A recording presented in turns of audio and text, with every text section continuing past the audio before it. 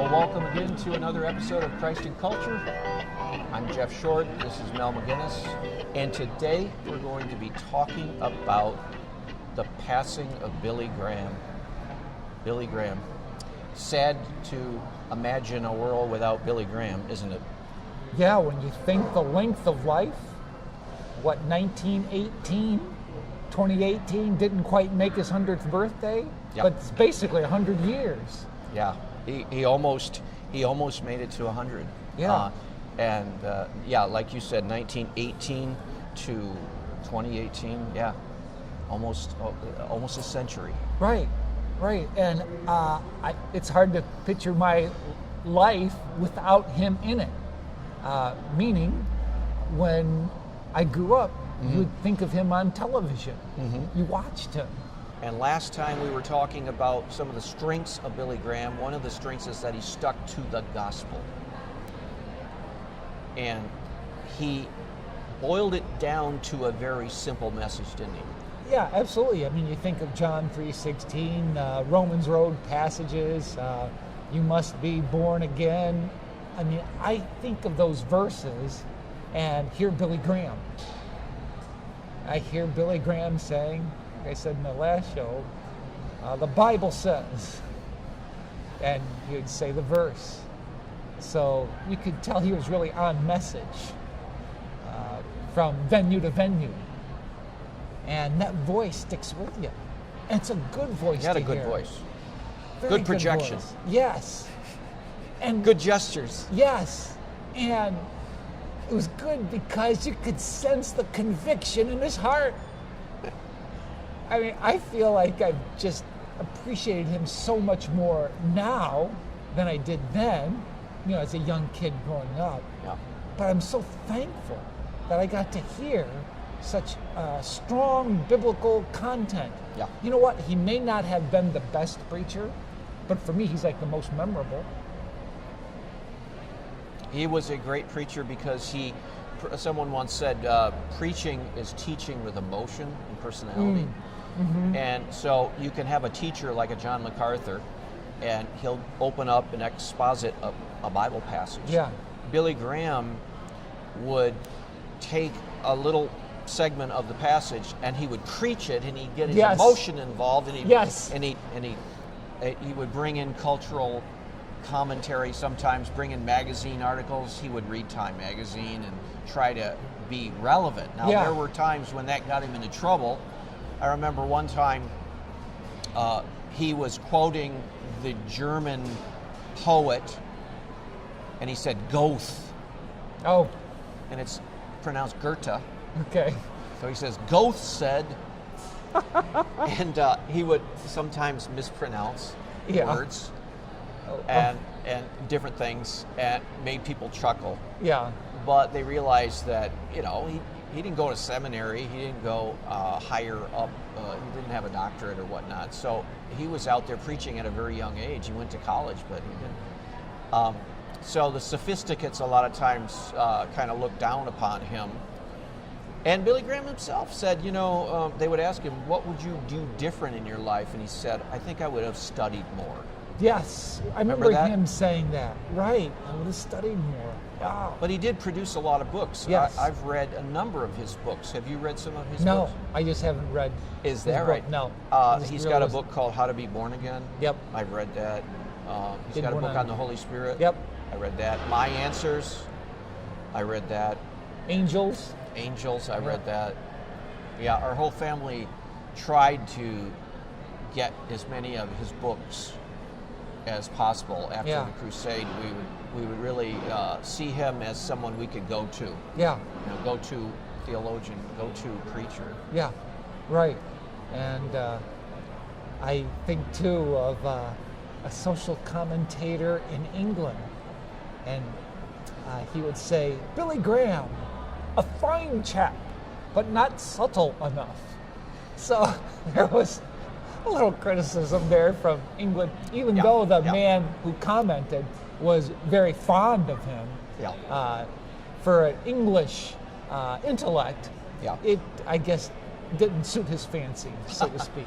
Well, one of the things that Billy accomplished, which really was a blessing for the Bible-believing world, even though the fundamentalists always criticized him, there were the strong fundamentalists, the independent Baptist fundamentalists didn't like him because they said he was a compromiser, you know, and he would come into a town and he would get support from even mainline denominational churches, and these were churches that sometimes the pastors weren't even Bible believers. They didn't believe in all the cardinal doctrines of the church, but he would try to get a wide support for his preaching and crusades when he come into town, and the ultra fundamentalists didn't like that, so they spoke against him. I mean, there are some pretty bad things written about him in the fundamentalist Baptist churches scenes, but for the most part, what he did was he provided a high visible Bible-believing role model. Mm-hmm. And yes. Yeah. The aspect of role model.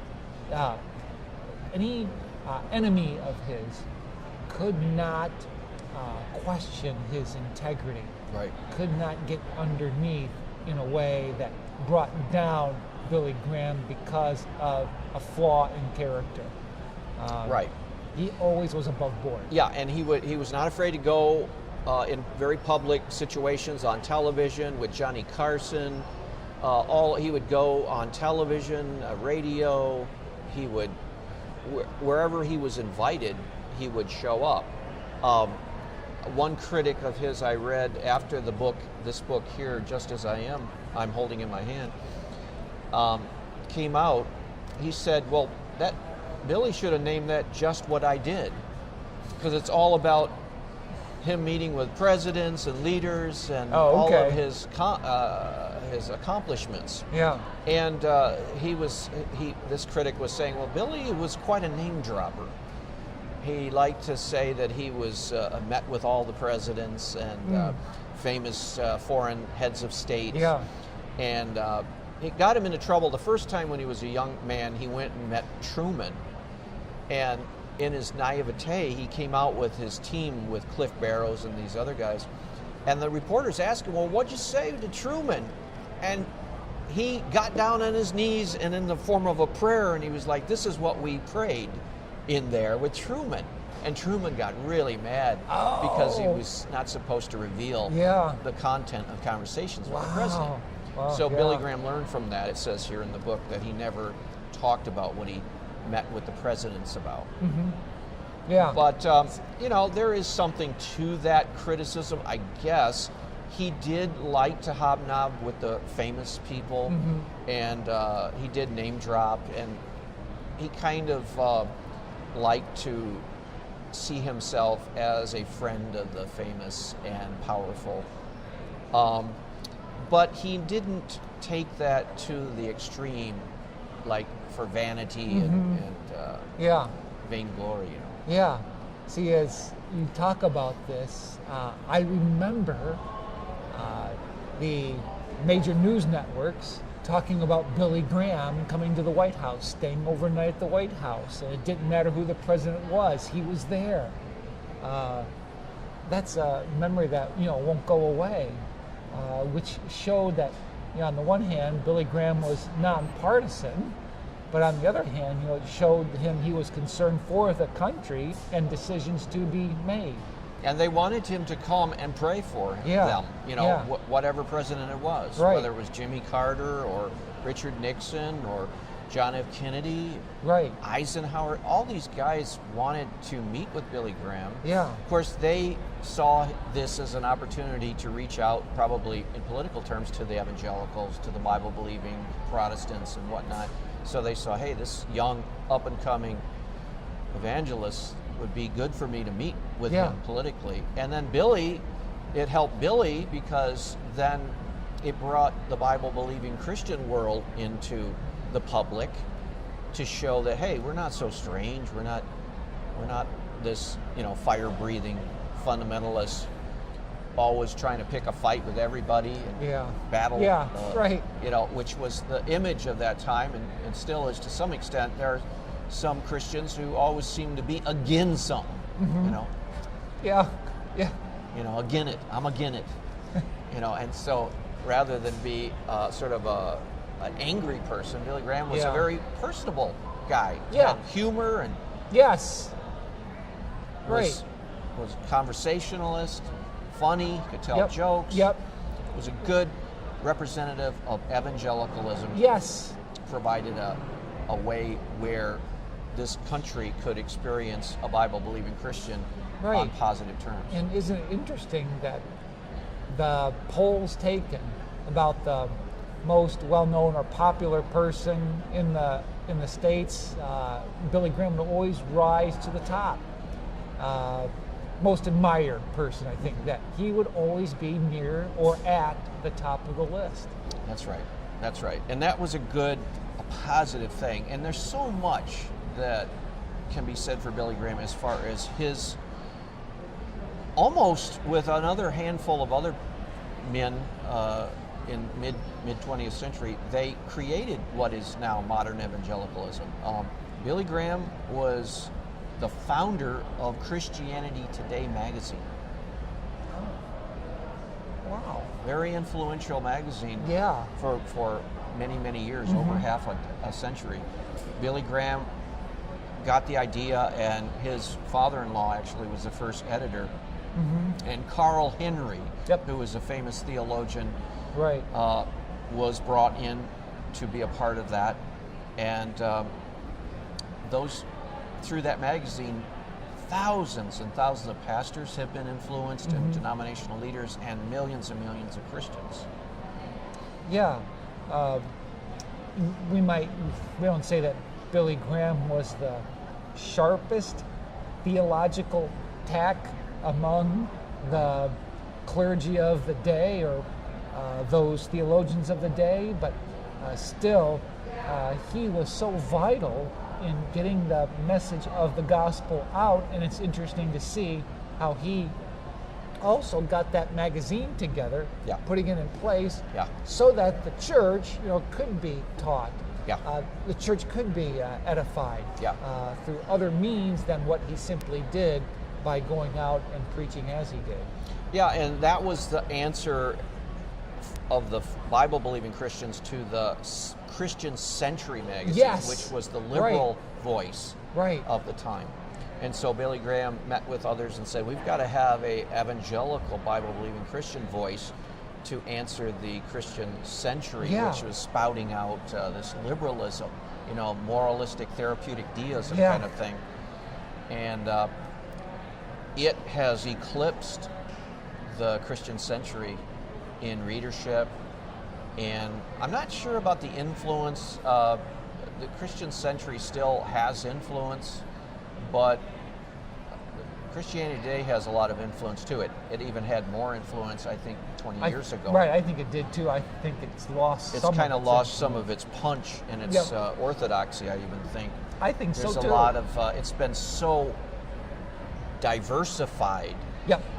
I mean, there's so many people now under the evangelical Right. tent that it kind of has lost a lot of its strength in that sense. But Billy was influential in founding Christianity Today. He probably is responsible for a lot of growth in the churches, because after his crusades, he would refer all these people to local churches. Yeah. Right. And so, all these thousands and thousands, hundreds of thousands of converts, even millions maybe, were going into the churches. And I don't know what the rate of membership of these converts would be, but there's got to be some fruit there. Yeah, right. That's another thing. You bring that up, that memory of him emphasizing going to a Bible-believing, gospel-preaching church. The follow-up on that, I think, also was very important to his ministry. emphasizing, yeah, we may not be all on the same page when it comes to the finer details of theology, but still, we can work together in making the gospel known. Yeah. I remember some of the phrases he'd always say would be, we'll give you some literature. Yes, right. And if you want to hear a guy that can really imitate Billy Graham, Erwin Lutzer Okay. of Moody Church, the pastor there, he can nail it totally. He's really got it down pat. And he'll do that from time to time. I've heard him preach, and he'll say, well, I want to give you a sample of Billy Graham. And he'll go into it. Sounds just like it. Another thing Billy Graham used to say is, if you're in the back, it'll take exactly 3 minutes. We've timed it, and the buses will wait. I used to make it a joke, and I'd say, when I wanted people to hurry up, I'd say, and you got about 3 minutes, and the buses won't wait. It's interesting you bring that up because I go back to seminary and remember Chris Akers talking about the buses are waiting, you know? So that's a vivid memory of how the somebody buses will wait. But another thing that he pioneered was really the Roman Catholics had Fulton Sheen way back in the day of radio, in the early day of TV. And he, believe it or not, and it's hard to imagine this, but Fulton Sheen was the most popular television preacher for many years back in the older days. And then there were some others, but Billy Graham began to utilize radio and television. The Hour of Decision. Yeah.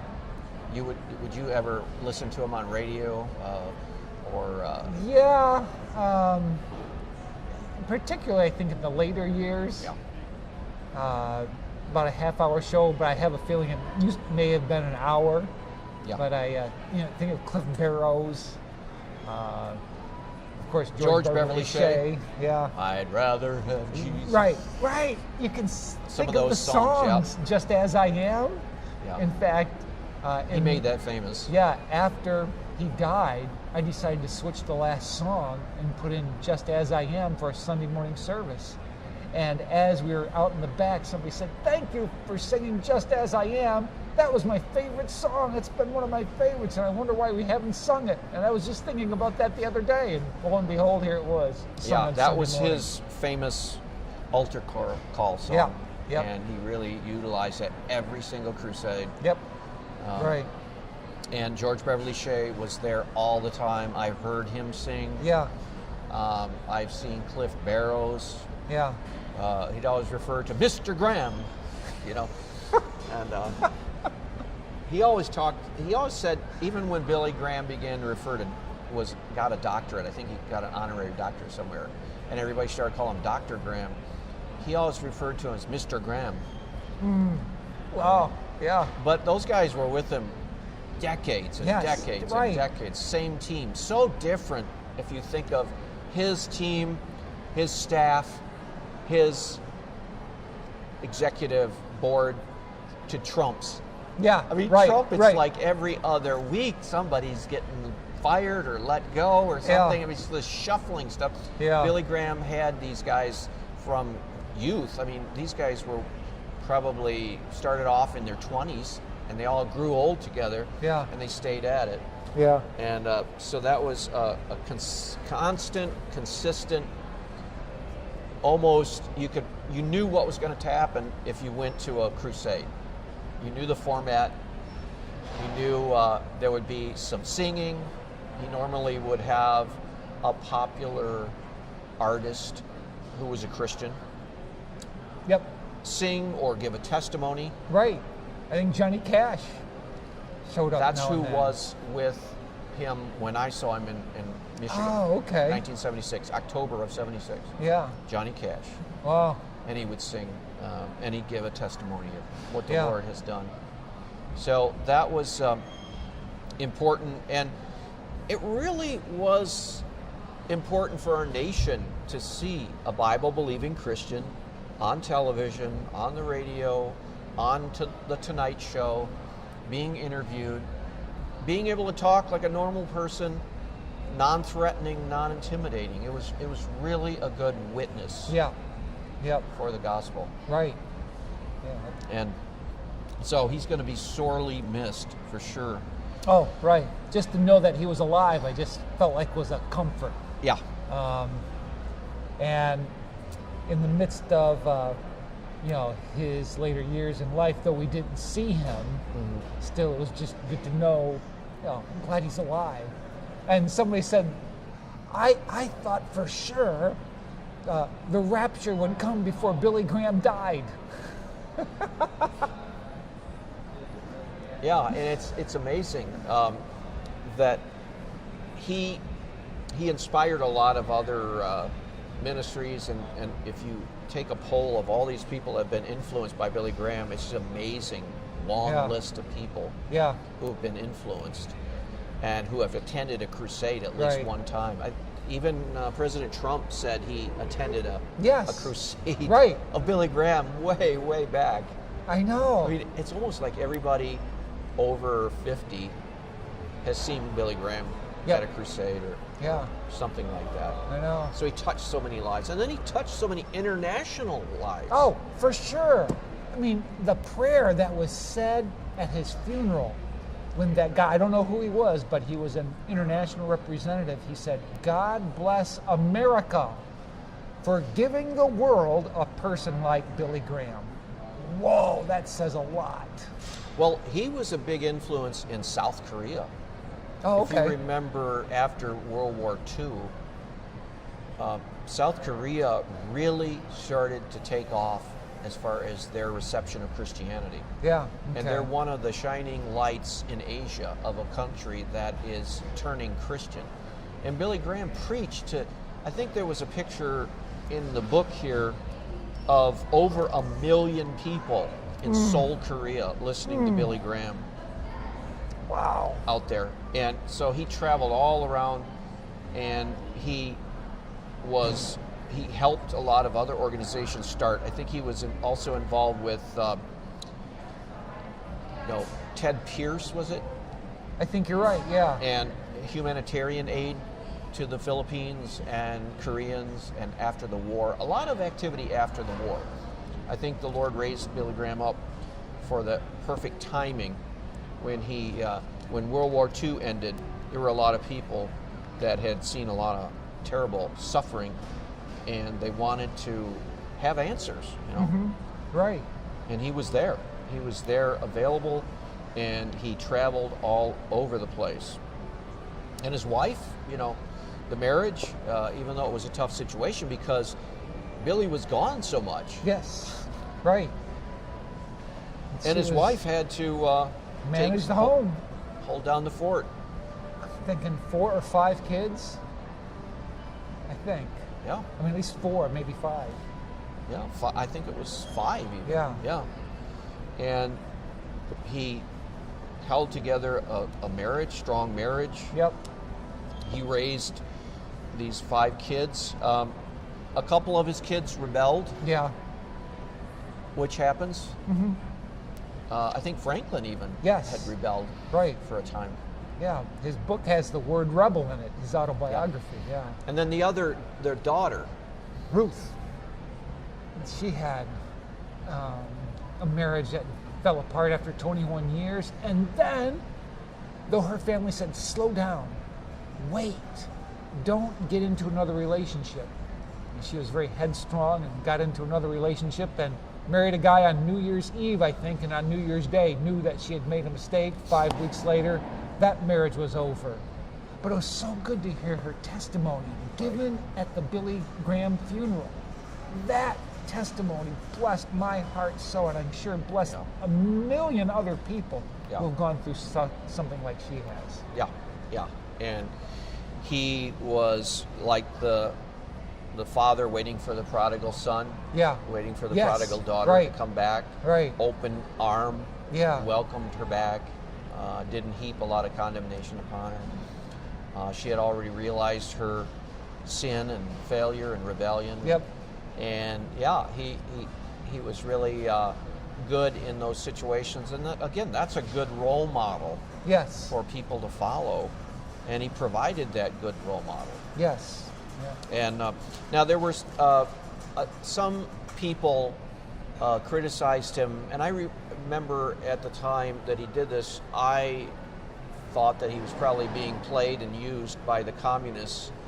But he went over to, I think it was Eastern Europe or Russia even, communist Russia, at the invitation of the government.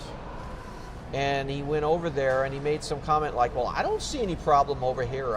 Remember that? Oh, no, I don't remember that when he said that. Yeah. And he was criticized for being either naive or gullible or being played by the communists, which in a sense it was true. Yeah. So he it's not like he didn't have missteps. It was not like he didn't make mistakes and made errors, because he did. Yeah. You know, he's not a perfect person. No. But he considered this an invitation, an opening to preach the gospel in communist lands. Yeah. And he took it. Yeah. And it got a lot of criticism, and some of it's probably correct. Yeah. For maybe buying into the propaganda. Yeah. And letting the propaganda machine use him. Yeah. Right. But he was always looking for opportunities to preach the gospel. Let's see, this book here, it's a huge book, but I'm making my way through it. I'm gonna try to read this. But he was friends of a lot of the presidents. It's interesting. They stopped counting the presidents after George H.W. Bush, isn't it? He didn't meet with the Obamas. No. For some reason. Right. Maybe it's because he had retired publicly. Right. Yeah, it could be. Yeah. And Obama didn't come to the funeral. And yeah. And he didn't meet with Trump at the White House. No. Probably because he had retired by then. Yeah. And he was not in the public life. Right. Right. But I'm thinking, were the other presidents there at the funeral? I didn't see them. Maybe they were. Bill Clinton was. Oh, he was? Okay. And I don't think the Bushes were. Okay. Jimmy Carter, was he there? I think he might I don't know. Yeah. He did meet with Jimmy Carter. Yeah. And he met with George Bush, George H.W. Bush, and the later George Bush. Right. And they were good friends. I mean, yeah, it made it was a profound impact on George W. Bush. I think, right. I remember, if I remember correctly, hearing a testimony how Billy Graham influenced George W.'s life. Right. So, I mean, if you read through the book here, just as I am, you'll realize that he knew a lot of these people before they were even famous. Yeah. He knew of Jimmy Carter before he was even president, okay. and had met with him. Okay. He knew of Nixon before he was president. And a lot of these people their paths had crossed. Yeah. With Billy Graham. Yeah. Either through their families or relatives or whatever, going to a crusade meeting. And so his life was profound in our nation. And I'm wondering, if we're ever going to see another Christian leader right. like him rise up. Right. But, well, that's about it for this program. We've got one other program if you've got time. You don't have time? No. Okay, so we'll wrap up here, but I appreciate you sharing your thoughts about the passing of Billy Graham and his life. And I would just say he was a great Christian leader. He was a great Christian role model. He was a great example for parents to point to their kids. And even though he did mistakes and had flaws and whatnot, overall, overwhelmingly a positive and beneficial influence on our Christian world. Right. And on the world in general. Yes. In our nation. So we are going to miss him, and we just need to pray that God will raise up other leaders that can fill in and step in and begin to take up the burden of leadership. Yeah. Because we need those people today more than ever, really. Right, exactly. So, Yeah. well, I appreciate you talking over this issue with me, and we'll see you all next week on another edition of Christ and Culture.